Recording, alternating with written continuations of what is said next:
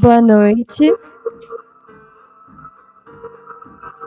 Sejam todos bem-vindos à conferência de encerramento do nosso evento, em homenagem ao escritor, ao crítico e ao poeta Hélder Macedo. Espero que todos tenham gostado da nossa tarde, do nosso evento. E agora vamos então iniciar com uma fala da ilustre professora emérita Tereza Cristina Cerdeira. Eu vou apresentar um pouco sobre a biografia dela e em seguida eu passo a fala para a professora. Tereza Cristina Cerdeira.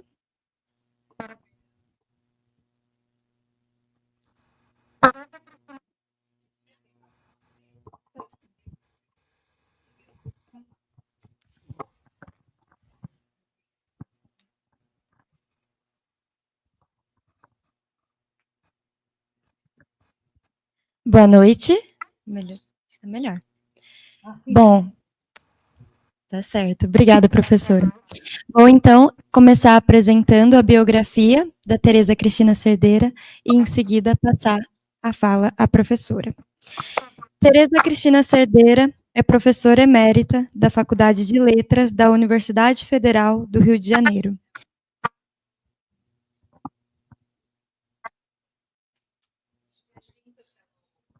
Professora, consegue me ouvir? Eu consigo, mas a voz está sendo repetida. Está dando eco.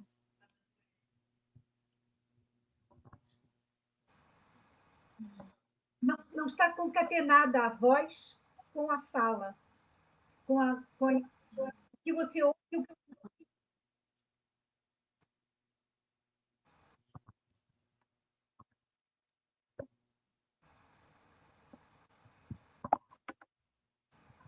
Tereza, a gente está tentando resolver, tá bem? Vamos ver. Não tínhamos tido esse problema ainda hoje, né? Olha que coisa. Vamos ter um pouquinho de paciência, todos, a gente já vai resolver. Desculpa.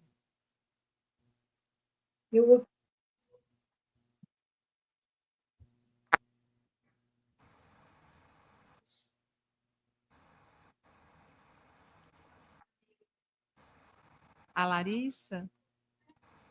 Será que aí para? Tudo bem.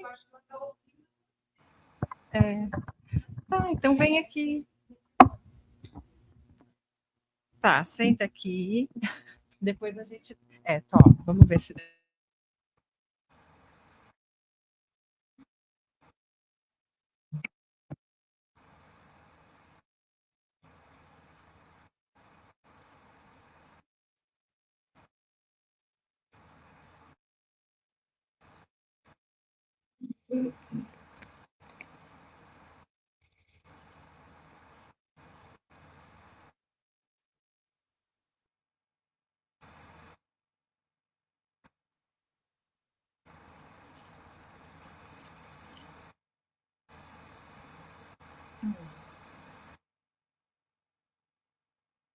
Vocês me ouvem?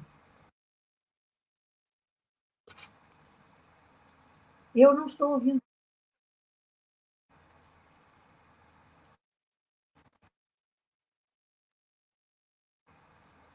O som está atrasado.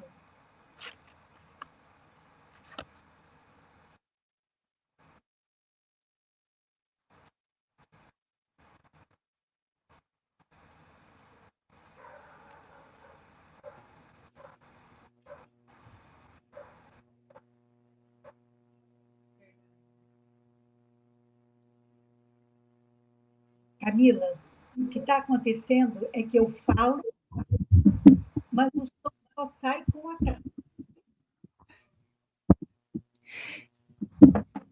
Entrar pelo telefone? O nosso técnico, Fernando, está perguntando se você consegue entrar com o seu telefone, Tereza, porque a gente não está conseguindo, não sei o que está acontecendo, realmente. Está fazendo chiado, né? Aqui também. Não sei se é a internet que caiu, que está mais fraca. A gente não tinha acontecido isso hoje. Fala, Fernando. transmissão do YouTube. É só a transmissão. Tereza, o Fernando está explicando que esse atraso na transmissão é assim mesmo, que às vezes não fica... Você está com o YouTube aberto aí? Ele está perguntando se você está com o YouTube aberto. Ó, isso está estranho, né? Aí vem a fala dela.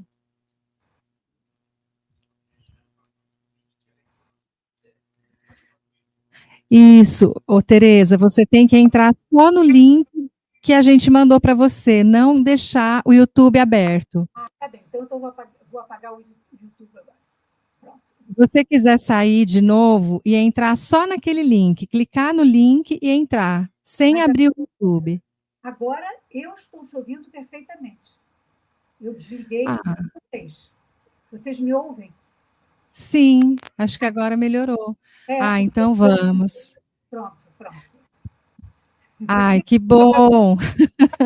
Olha, vamos lá. Desculpa. Então, retomando a apresentação da professora, Tereza Cristina Cerdeira é professora emérita da Faculdade de Letras da Universidade Federal do Rio de Janeiro e pesquisadora do CNPq. É uma destacada estudiosa da literatura portuguesa, com especialização nos séculos XX e XXI. Possui graduação em Letras pela UFRJ, mestrado em Literatura Comparada pela Université de Toulouse e doutorado em Letras Vernáculas pela UFRJ. Sua pesquisa concentra-se em intertextualidade, relações intersemióticas, autobiografia e as interfaces entre literatura e história. É autora de obras de referência como José Saramago, Entre a História e a Ficção, uma saga de portugueses, O Avesso do Bordado, A Tela da Dama, A Mão que Escreve e Formas de Ler. Organizou o livro de ensaios A Experiência das Fronteiras, sobre Hélder Macedo, e coorganizou as homenagens Cleonice Clara, em sua geração, e A Primavera Toda para Ti. Cerdeira também foi regente da Cátedra Jorge de Sena entre 2005 e 2011 e editora da revista Metamorfoses em edições consecutivas. Sua carreira acadêmica reflete um profundo compromisso com a crítica literária e o estudo das conexões culturais e históricas na literatura portuguesa. Então, agora eu passo a fala para a professora, que vai apresentar uma reflexão intitulada Quem Escreve se Descreve, um narrador em passeios pela ficção. Obrigada, Camila. Obrigada ao Oscar pelo convite. E eu assisti hoje, desde de manhã, a todas as sessões, e foi uma beleza de encontro e de homenagem ao Hélder Macedo. Começo, então, enquanto está dando certo. Quem escreve se descreve. Venho falar de Hélder Macedo em homenagem. O que me pediram era que eu falasse dos seus romances. Mas esse é um pedido, às vezes, difícil de cumprir à risca. Porque, como outros grandes criadores da sua estirpe, a sua escrita atravessou campos diversos, como os da poesia, do ensaio crítico, da crônica e do romance. Gêneros cujas fronteiras são sempre permeáveis e fluidas, o que não significa que não guardem as suas idiosincrasias, aquelas marcas do que lhes é inalienável. A voz do sujeito a explodir na lírica, o mergulho empático do autor na aventura crítica sobre alguns poucos e seletos criadores da sua eleição, além de alguns companheiros de caminhada, como Cardoso Pires, com uma atenção especial aos artistas plásticos da sua geração, a Menezes, o João Vieira, Bartolomeu Cid dos Santos. Até que, a meio do caminho, envereda-se tardiamente pela ficção, desde Partes de África até Tão Longo Amor, Tão Curta Vida, no momento da sua produção em que coabitam par e passo a poesia, Viagem de Inverno, colagens, os ensaios, como 30 leituras, Camões e outros contemporâneos, e as crônicas do JL, reunidas em volume neste ano de 2024 pela Caminho, com o título Pretextos.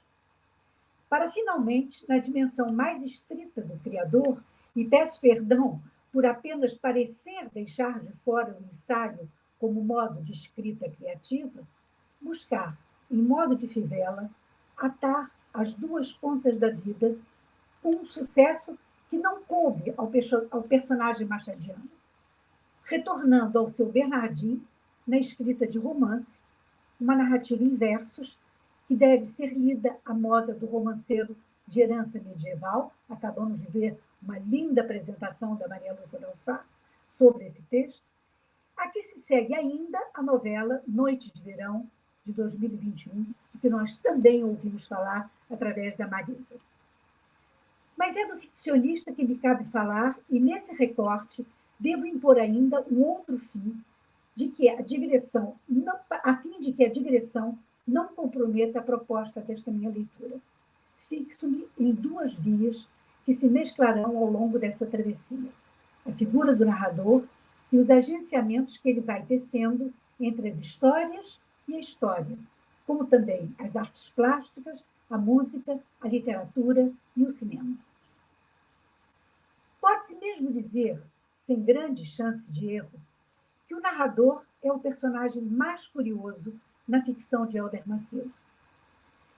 E ao falar do narrador, falamos também do seu lugar como personagem que se miscui na trama narrativa através das mais variadas estratégias, a começar, de um modo mais explícito, por Partes de África, em que assistimos à coincidência entre autor, narrador e personagem, típica do gênero autobiográfico, que não descuida, contudo, de uma alta dose de ficcionalização, quando a voz narrativa assume que este livro não é sobre mim, mas a partir de mim. Já a partida, desde o primeiro capítulo desse livro feito de partes, algo independentes entre si, como se fossem pequenos contos, já a partida, repito, descobrimos que a verdade que ele se propõe narrar surgirá sempre comprometida pela marca do oxímoron, que postula atar as pontas das várias vidas reais e imaginadas com os nós verdadeiros dos laços fingidos, o que poderá ser entendido de modo amplificado como uma espécie de arte poética a que o Hélder Macedo permanecerá fiel ao longo de toda a sua produção ficcional. Partes de África revela-se, desde o primeiro capítulo, como um romance devedor de alguns mestres, que ali comparecem, mais do que aludidos, citados sob o modo da paródia, tal como concebe Linda Hutton, a partir da sua etimologia de para-ode, de canto ao lado de, e não como mera estratégia de sátira e ridicularização que a retórica lhe sói atribuir. A começar por Bernardo Ribeiro, trazido para o tempo da Enunciação e do presente espacial de Sintra, em que o narrador, autor, escreve o seu romance, e cito, entre serras que não mudam nunca e águas do mar que nunca estão quedas, com uma imediata retificação paródica do observador realista em sua recodificação moderna, para quem não se deve ter demasiada confiança em metáforas de segunda mão, e que por isso mesmo afirma. Deixa eu ver se eu consigo mudar. Não. Exceto que, sendo primavera e o mar ficando ainda longe, basta ir ao terraço da casa do amigo e do grande artista plástico Bartolomeu Cid, digo eu, para constatar que são as serras de Sintra que diariamente se transformam e as águas da Praia das Maçãs, que parecem fixas. A estas evocações se segue a insinuação machadiana de Dom Casmurro, com a proposta de um narrador ir atando as pontas das várias vidas, e a memória de Garrett sobre o despropositado e inclassificável livro das suas viagens, recuperado aqui pelas palavras do narrador de Partes de África, que desde a abertura do primeiro capítulo desdiz o propósito do seu livro, que o refere a seguir como uma grave viagem, e que se assume, de novo, poeta em anos de prosa, a pronunciar reiteradamente o não propósito dos seus plurais romances. Mas se não é suposto fazer aqui o levantamento das inúmeras referências à sua bagagem de viajante na literatura, vale apontar quanto o formato ou a macroestrutura de Partes de África se aproxima do modelo das Viagens na Minha Terra, romance que o ensaísta Hélder Macedo analisara com profunda pertinência no seu texto crítico incontornável para Colóquio Letras, número 51, de 1979, com o título As Viagens na Minha Terra e a Menina dos Rouxinóis. Ali ele defendia a relação estrutural intrínseca entre a narrativa da viagem física a Santarém e a novela da Casa do Vale, formando a tal embaraçada meada com que a autoconsciência narrativa de Garrett tão bem definira o seu próprio romance. Pois é justamente ela, essa embaraçada meada, que Hélder Macedo pretende defender também ao afirmar que, e eu cito, a correspondência semântica entre os dois planos da obra, a metonímia da viagem e a metáfora da novela, é também estrutural. E continua. Na verdade, segundo comecei por sugerir, a deliberada desconexão aparente da obra é efetivamente funcional e a sua estrutura tem a unidade que corresponde ao seu significado. É o seu modelo estético, o seu símbolo verdadeiro.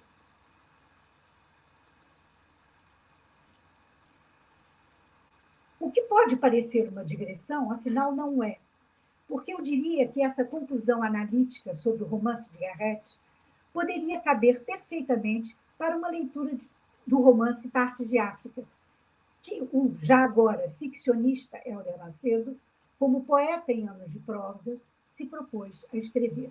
Nele, a tal necessidade estrutural de uma aparente desconexão das partes, falando do texto de Garrett, se reapresenta num modelo de romance justamente feito de partes, em que a intromissão de uma narrativa dramático-operística, um drama jocoso, de autoria de um ficcional Luiz Garcia de Medeiros, só ganha sentido se funcionar, como quer seu narrador, como metáfora do que tem estado a demonstrar na sua viagem de rememoração testemunhal do tempo torpe que cabia também aos portugueses, e não apenas aos africanos, afundados na lama da violência política de um regime castrador, o que era, afinal, o motor necessário da escrita de Partes de África.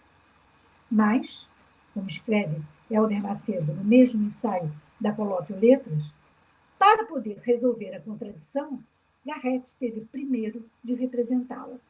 Do mesmo modo que, e agora digo eu, o narrador de Partes de África precisou de uma ficção para funcionar como espelho concentrado da sua história. Enfim, para, do mesmo modo, representá-la. E será possivelmente por essa estratégia dever ser, em princípio, de conhecimento de um leitor afeito às letras, que somos nós, que o narrador ouse interpelar esse mesmo leitor à moda machadiana, caso ele ousasse questionar a coerência estrutural do seu romance pela intromissão supostamente inadequada de uma sequência narrativa que nem de sua autoria fingidamente o era. E pergunta entre irônico e agastado: o que vem o romance de Luiz Garcia de Medeiros fazer neste livro? O que tem a ver com as minhas Partes de África? Mas tudo. Contém um pouco essa tua tão desarrazoada indignação e pense só mais um bocadinho. Mas tudo. O que é que o senhor esteve a fazer enquanto fingia que estava a ler? Bem ou mal explicado, no contemporâneo logaritmo, foi esse o torpe casulo de que saímos todos, o senhor e eu, negros e brancos, machos e fêmeas, gatos e cães, que é como quem diz, ficamos todos às riscas. E pense, sobretudo, também que vice-versa, como nos espelhos. Esse romance de estreia é certamente o primeiro a rever a história de uma boa parte do colonialismo português do último império, a partir de um olhar que ultrapassa as dicotomias simplificadoras e autoflageladoras de um império acabado de ruir, em prol de uma utopia de reconstrução das relações concretas e desejáveis entre Portugal e os países africanos. Isso exigiu do seu autor uma dificultosa revisitação da sua própria experiência familiar de filho de administrador das colônias, ao acompanhar com olhos críticos os recentes desastres que iam da violência imperialista, guerra colonial, exploração econômica, negacionismo identitário, defasagem cultural, aniquilação psíquica como forma de constrangimento e dominação, às carências de uma metrópole, ela própria arruinada por um projeto de irrisórios poderes e de fantasmas sebastianos.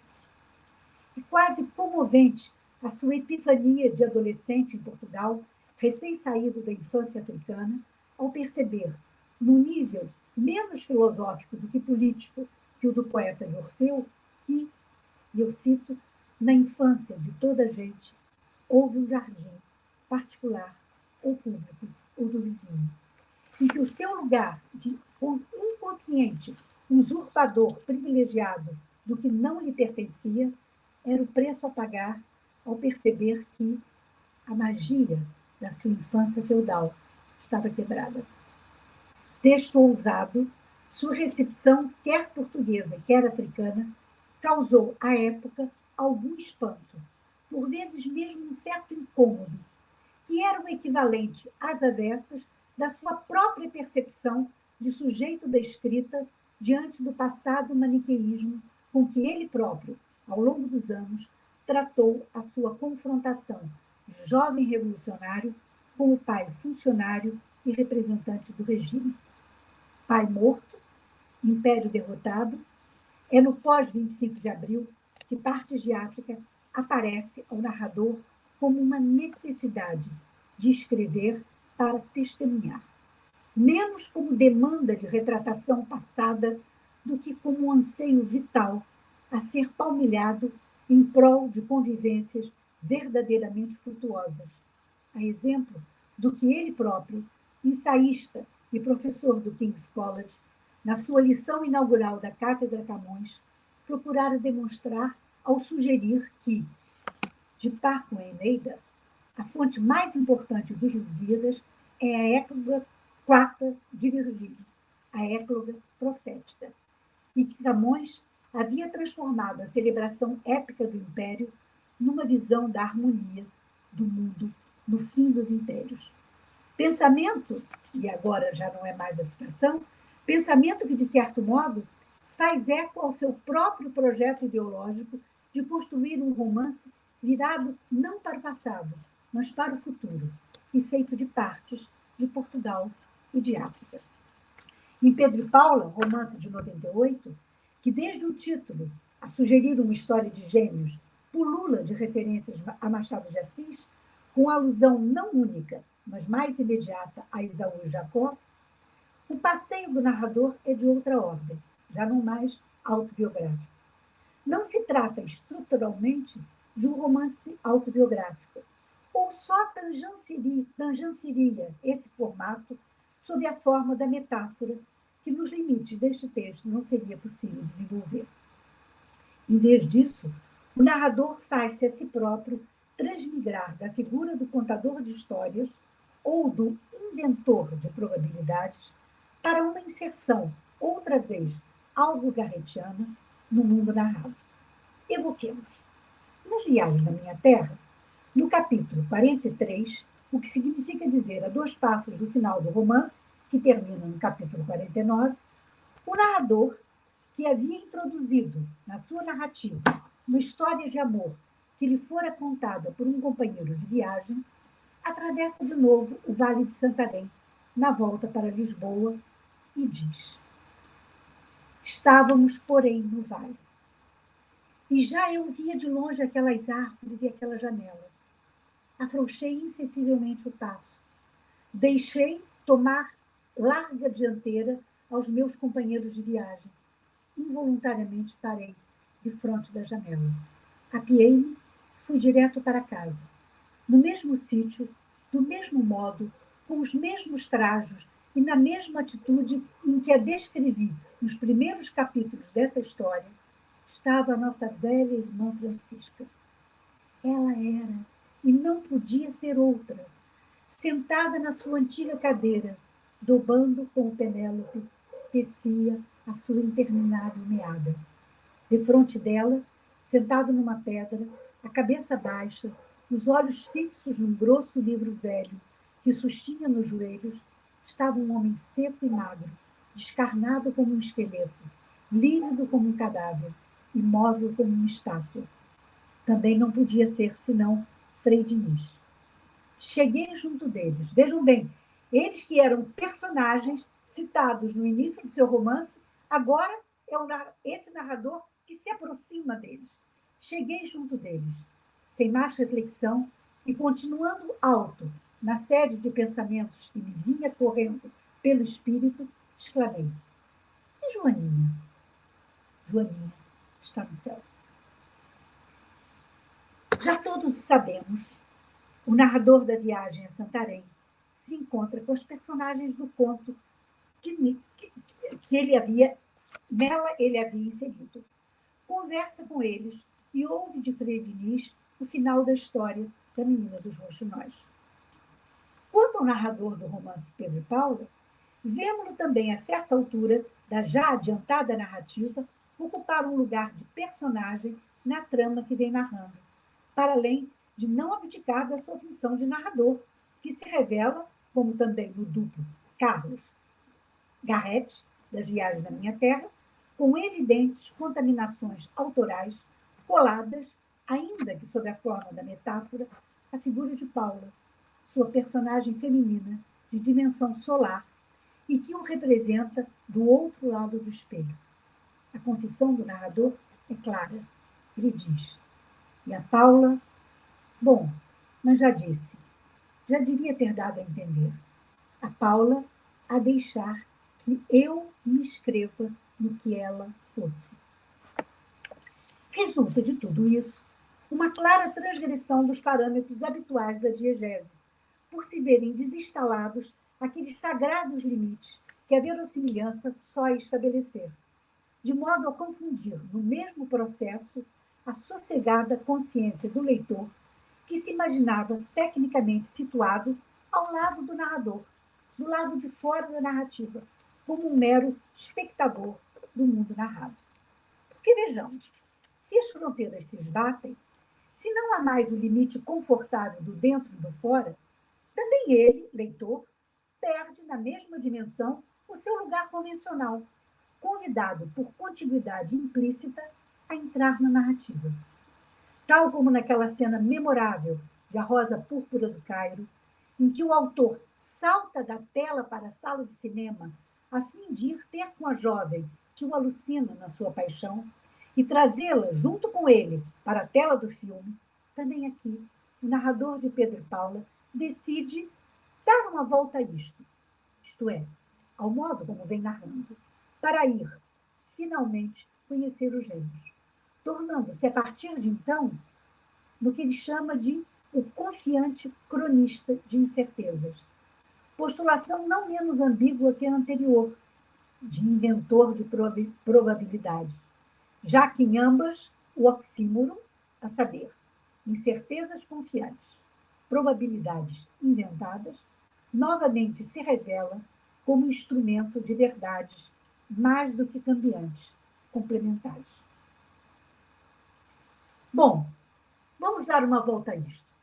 Para o aqui e agora deste livro, direi, portanto, apenas que foi agora e aqui que as minhas personagens me confrontaram, como se vindas do terem existido antes dos nomes e destinos em que os instou a inventar, que é também um modo de dizer que eu lá estive, sou testemunha.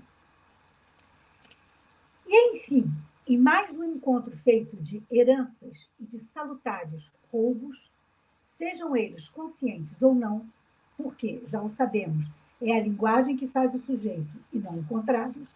É, enfim, repito, a sua personagem, Paula, que é dada a função de narrar o fim da história, tal como no romance de Garrett teria sido Frei Diniz a narrar o fim da história da menina do jogo de nós.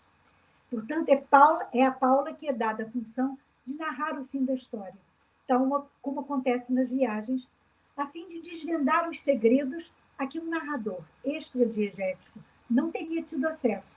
Ou talvez, melhor do que isso, para não os desvendar, mas conviver positivamente com as suas ambiguidades. De modo que estás a ver, meu caro senhor escritor, andas há dias a querer perguntar-me e não consegues. A Filipa só pode ser filha dele. E fui eu que disse. Pois é, a Camila hoje já tinha citado exatamente esse trecho do romance.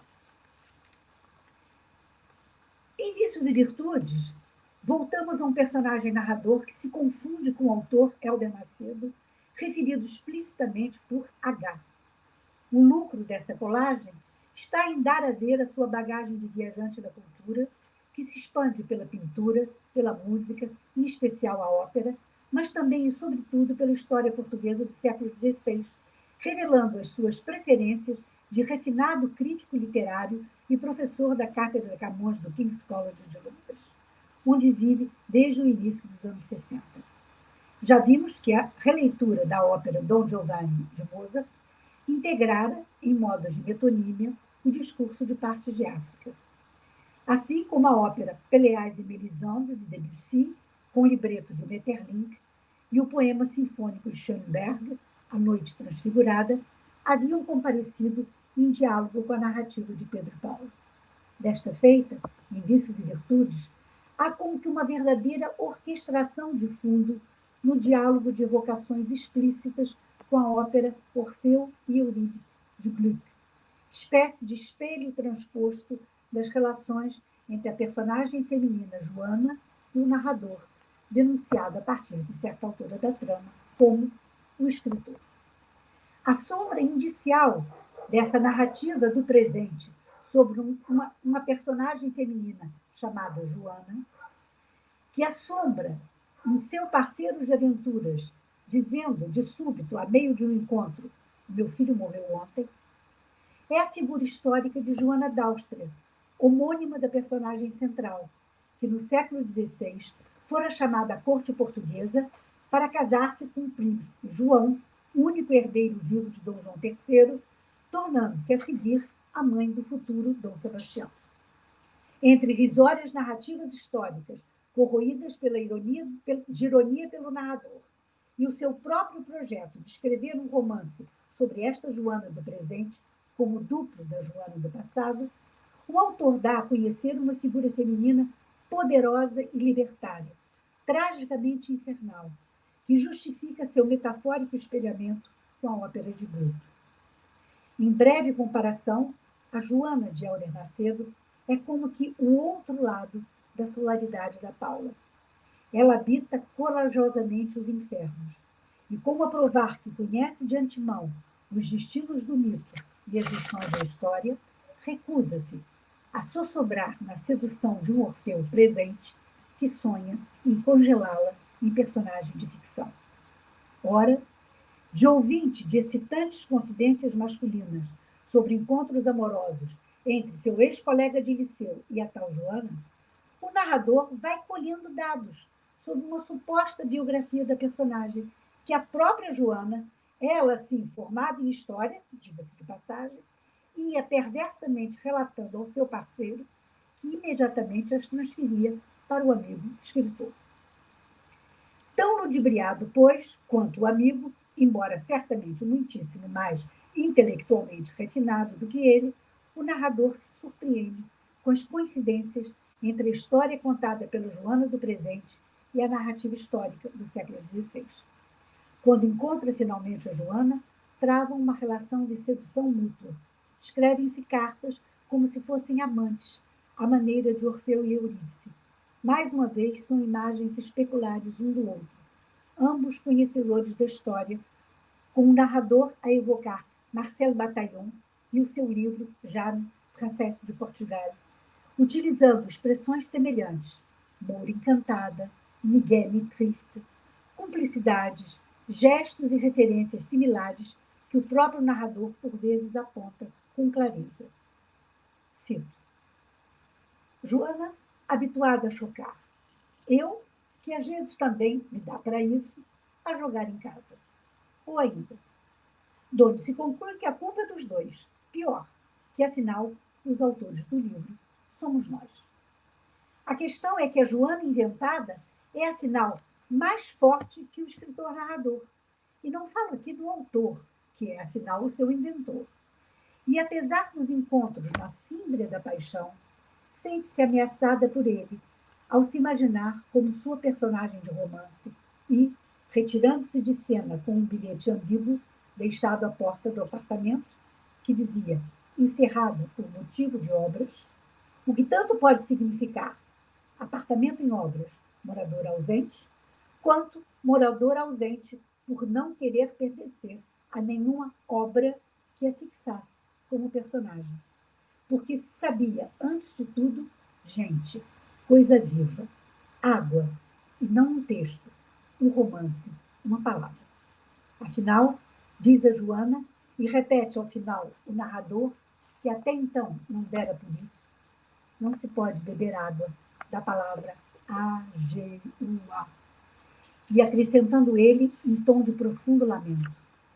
Foi o que aprendi recentemente, mas não aprendi a tempo. A água escapou-me de entre as mãos, como a Joana. E tal como em geral o faz o nosso autor, ao utilizar uma estrutura que ele repete, aliás, com grande sagacidade nas suas crônicas, o quiprocó entre miragens do passado no presente e fantasmas sebastiânicos é uma espécie de terraço. Não necessariamente sobre qualquer coisa mais linda, como dissera Fernando Pessoa, mas sobre qualquer coisa de maior, capaz de abrir espaço para uma mais ampla discussão, por exemplo, sobre a história portuguesa e o seu sintagma por excelência, a famosa e tão decantada identidade nacional.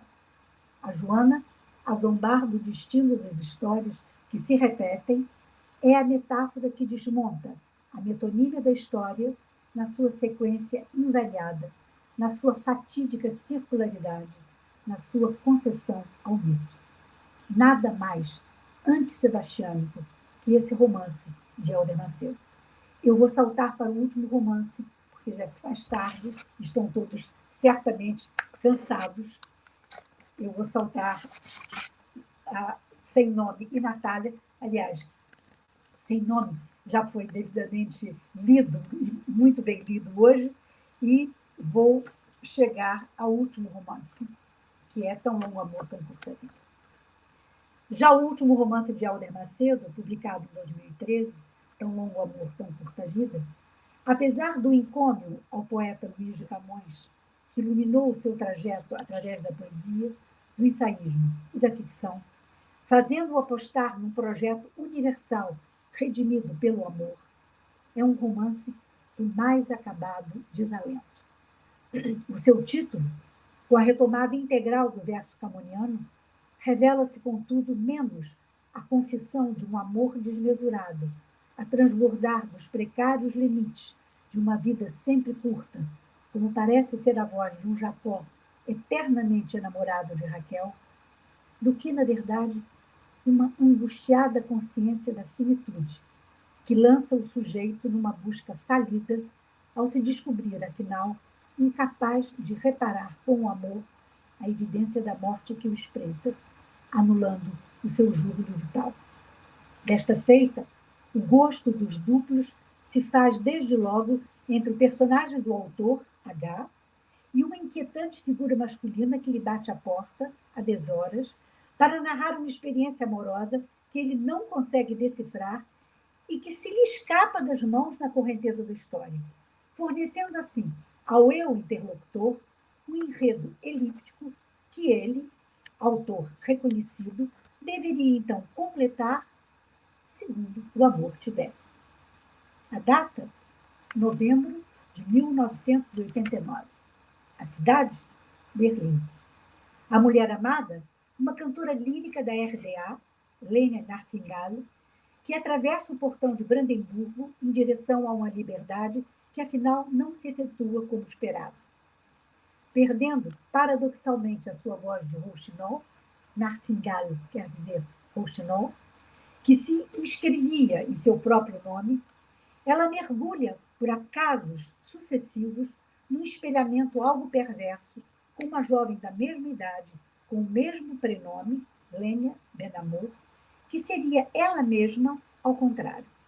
Respondem-se paralelamente em música e dança, vinda uma da Alemanha Oriental, a outra do Brasil. A primeira filha de pai desconhecido, a outra de mãe desaparecida, em tudo complementares, expondo nelas mesmas a parte que lhes falta.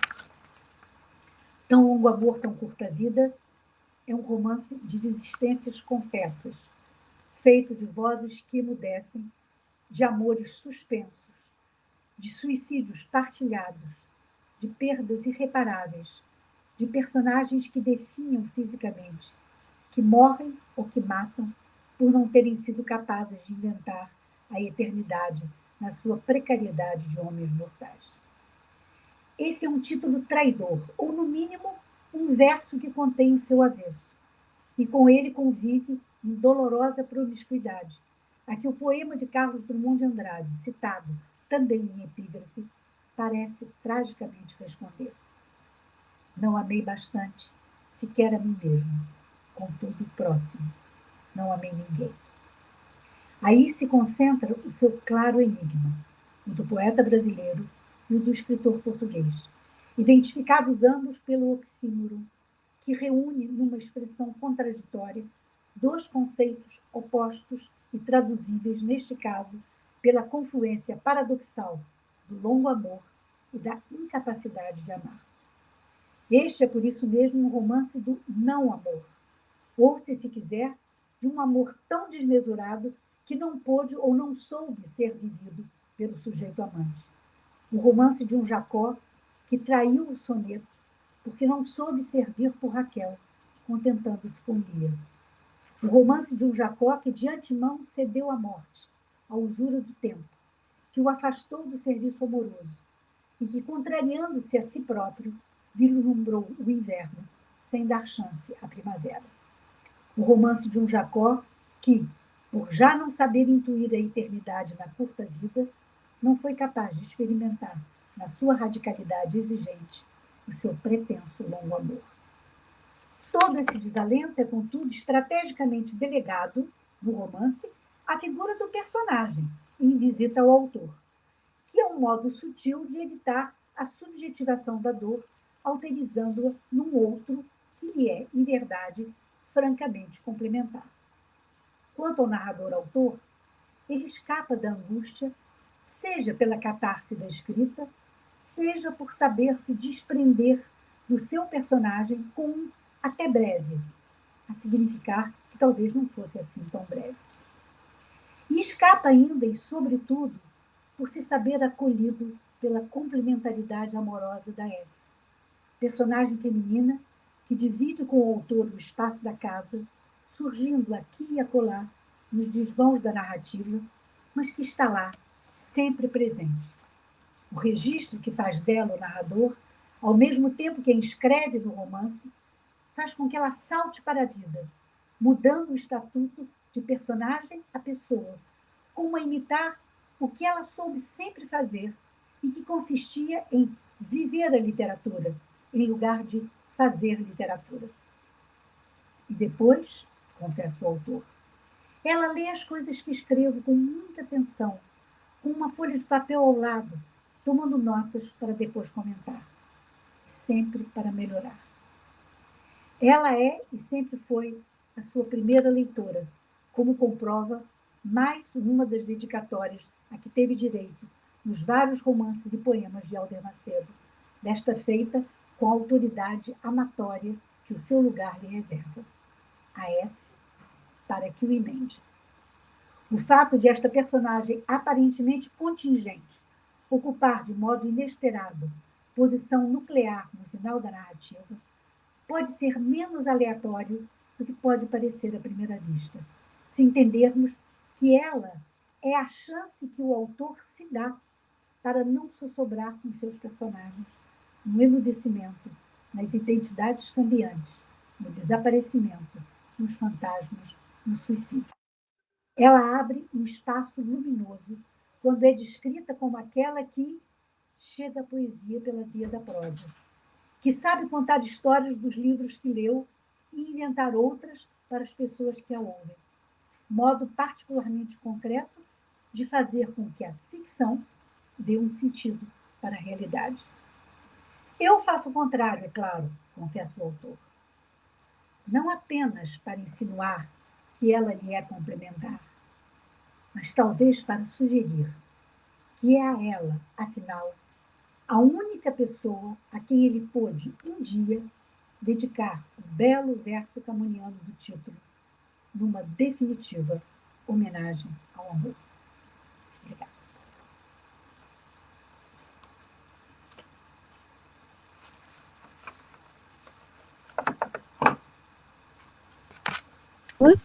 E agora vamos liberar para perguntas do público ou comentários.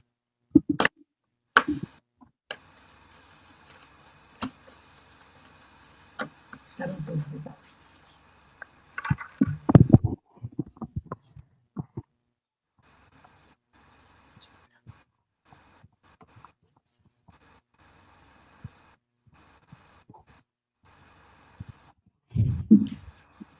Boa noite, professora. Muito obrigado pela exposição. Eu gostaria de fazer uma pergunta sobre o romance Partes de África. A senhora falou que o escritor ele tem essa referência ao Almeida Garrett, né, na composição da obra e um pouco da experiência que ele teve justamente no continente. E daí eu gostaria de saber, né, da sua análise. Eu gostaria de saber da sua análise se na obra, eu não tive a oportunidade de lê-la. Certo, um momentinho. Estou ouvindo bem. Certo. Certo. E eu gostaria de... Eu vou falar daqui porque está dando interferência no microfone, tá, professora? Eu gostaria de saber, na sua opinião, se no romance Partes de África há um certo tipo de compromisso em se redimir, assim, como um português de todo o processo de colonização que houve no continente. Se ele tem essa proposta política como um escritor. Eu diria para você, a proposta política está lá. E é seríssima. E é mais grave do que um simples pedido de desculpa aos africanos. É muito mais, é aí que a ideia do oxímoro é interessante, né? Porque o texto é composto, digamos, metonimicamente por duas figuras, o narrador e o pai. Pai, pátria, né? E o narrador. E o pai, que era um homem do regime e que, portanto, era um administrador das colônias na África. Imagine o quanto foi, durante toda a vida, difícil para esse jovem revolucionário, né, confrontar o pai ideologicamente.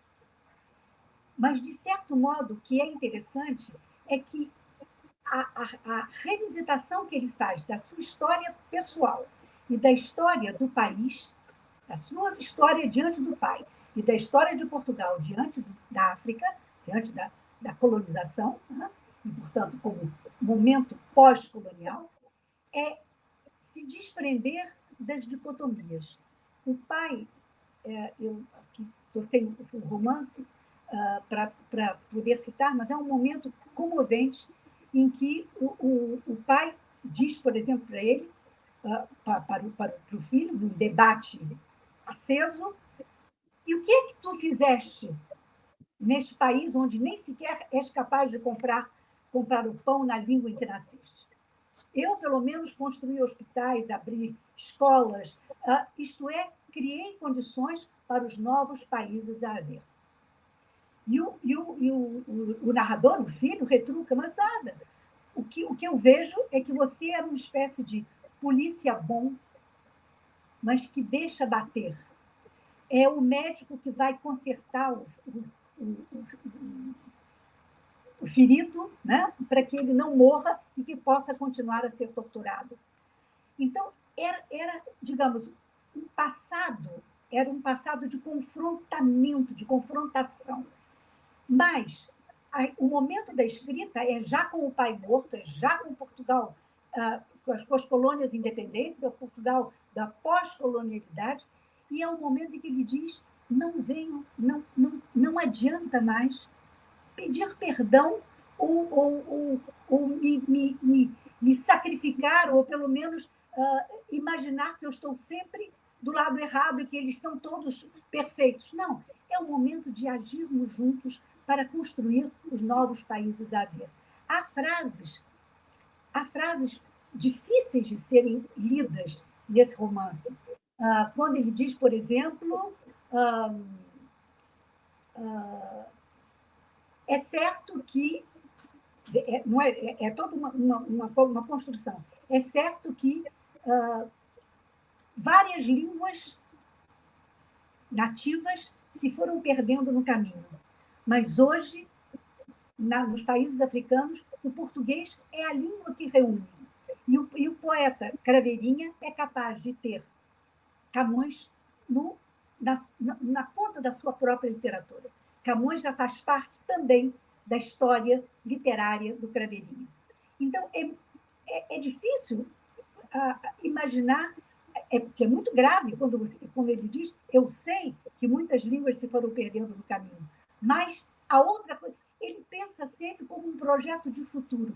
Por isso que eu disse que é muito interessante a observação que ele faz sobre os Lusíadas, dizendo que é a fonte dos Lusíadas, é claro, a Eneida, mas é, sobretudo, a época profética em que Camões pensa a possibilidade de um mundo novo que aparece, sobretudo, na proposta amorosa da ilha de Vênus, da Ilha do Amor. O Helder tem um trabalho seríssimo que se chama Camões, a Viagem Iniciática, em que ele diz que o amor é aquilo que, na lírica, é o que une, é o que sobressai na lírica, mas até aí, convenhamos, não há novidade nenhuma, porque na lírica predomina o amor. Mas ele diz também na épica, é o amor que é redentor.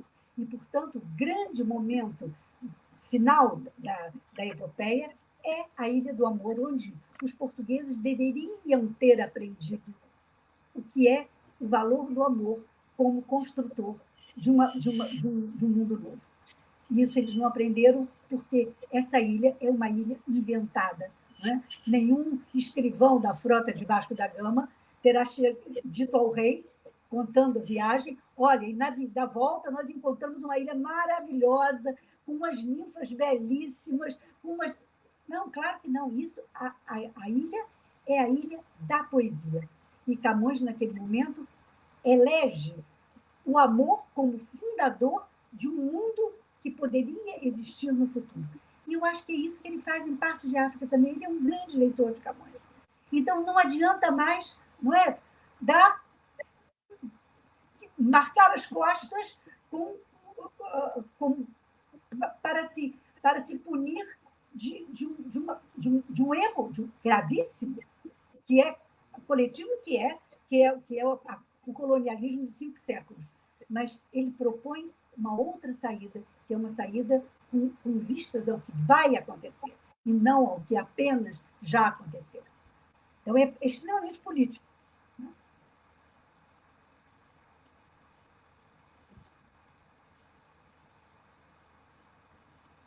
Muito obrigado, professora.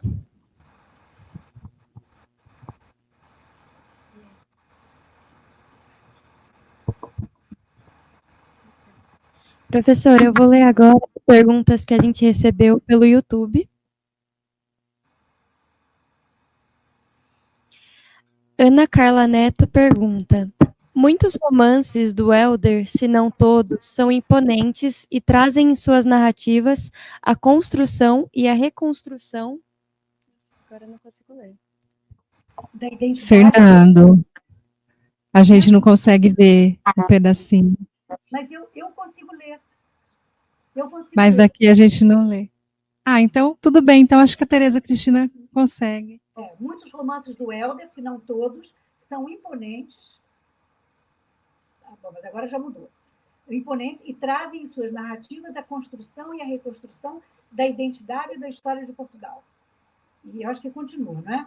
Se fosse para escolher um romance, qual a senhora diria que tem o cunho mais político e o compromisso mais firmado na reconstrução da identidade portuguesa? Olha, a começar por Partes de África, na verdade, acho que o caminho desse dia de encontro foi mostrar que existe sempre no Helder uma posição para dentro e para fora. Não é? Foi mais ou menos uma tônica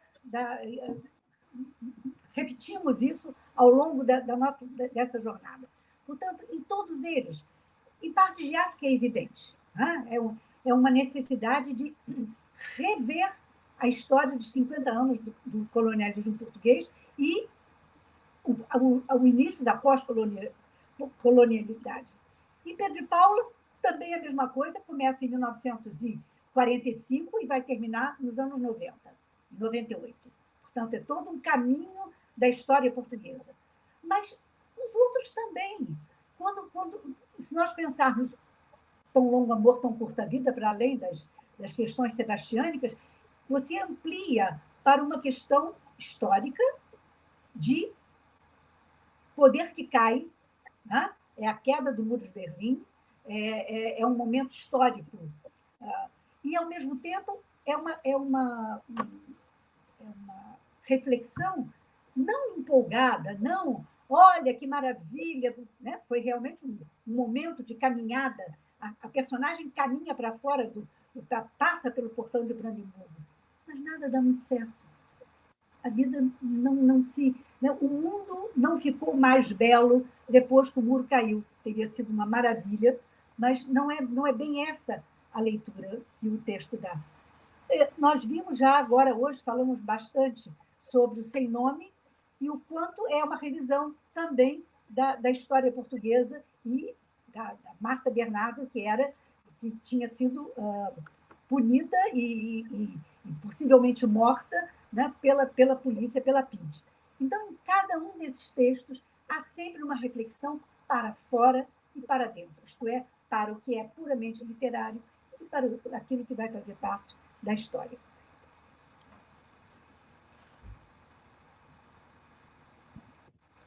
Eu leio. Podemos afirmar que, de certo modo, que a narrativa de vícios e virtudes traz consigo um modo de representar esse passado português de um modo fragmentado? Claro que sim. Né?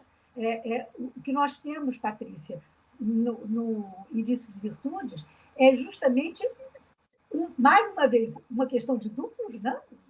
O Helder brinca seriamente com a ideia da duplicidade, e a Joana, que nós conhecemos personagem, é a emanação, quer dizer, é justamente aquilo que ela não quer ser, mas poderia ser a emanação de uma Joana do século XVI.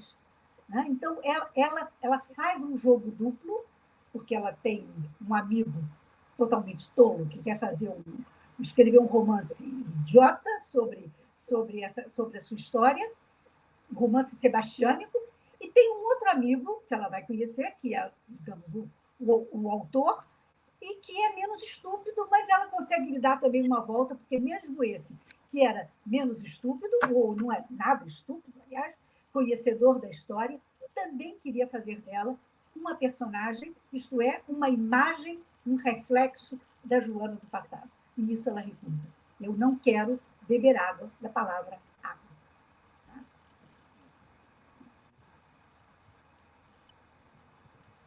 Obrigada, Renan. Obrigada, Vanessa. Querida, eu tenho aqui uma questão também, para a gente retomar um pouquinho, colocando a sua fala um pouco em diálogo com a fala da Maria Lúcia da Alfarra, que foi uma transmissão, foi um pouquinho antes da sua. Sim, Então, pensei numa uma questão aqui para poder te ouvir um pouquinho mais. Considerando a sua importância para a compreensão da obra de Hélder Macedo, em sentido amplo, e para pôr em diálogo a sua fala e a fala da Maria Lúcia da Alfarra, gostaria de te ouvir falar um pouquinho sobre o literário alucinatório e de que maneira, em seu entendimento, isso se manifesta na obra macediana. E aí, uma outra questão que é complemento dessa, se você acha, querida, que essa literatura alucinatória, né, esse literário alucinatório, se relaciona com o, abro aspas, cronista de incertezas. Por favor. Quer dizer, há dois sintagmas interessantes, né? O cronista de incertezas e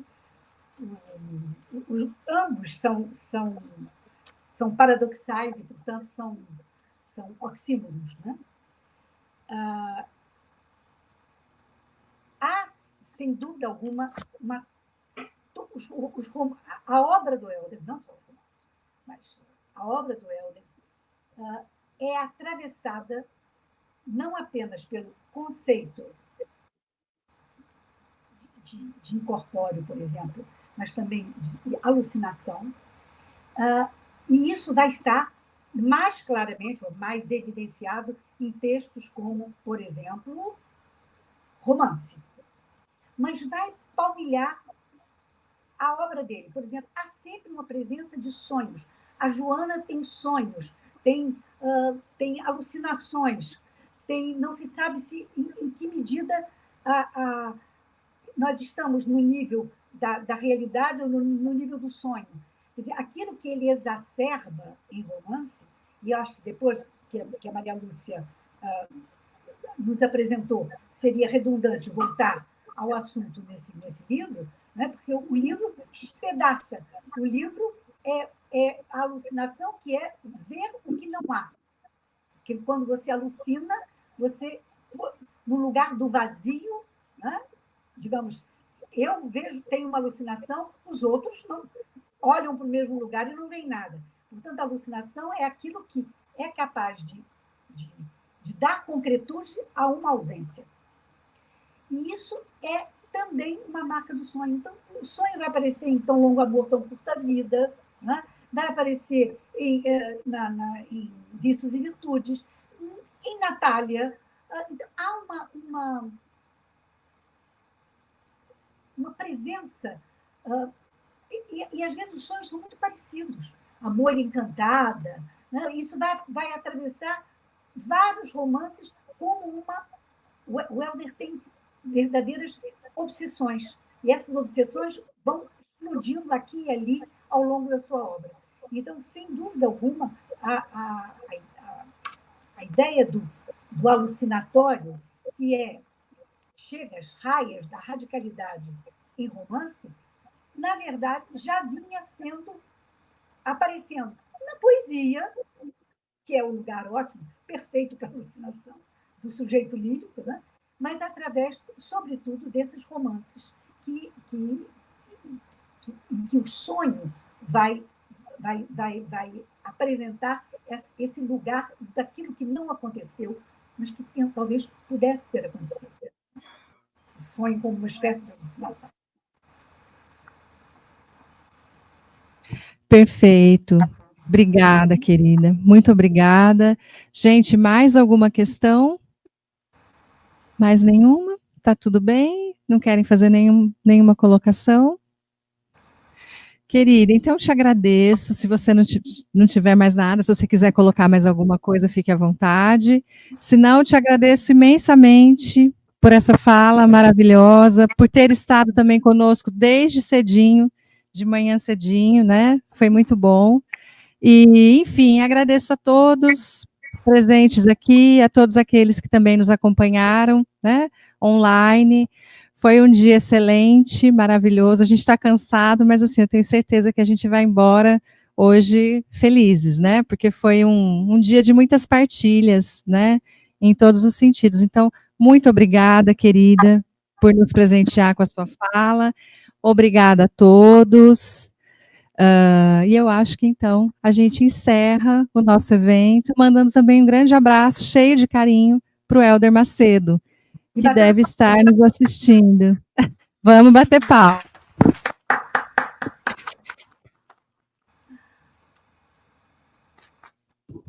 A Marisa também, nos parabenizando. Obrigada, gente. Foi maravilhoso, não é? Um beijo, querida. Boa noite para você, viu? Um beijo, gente. Tchau, tchau.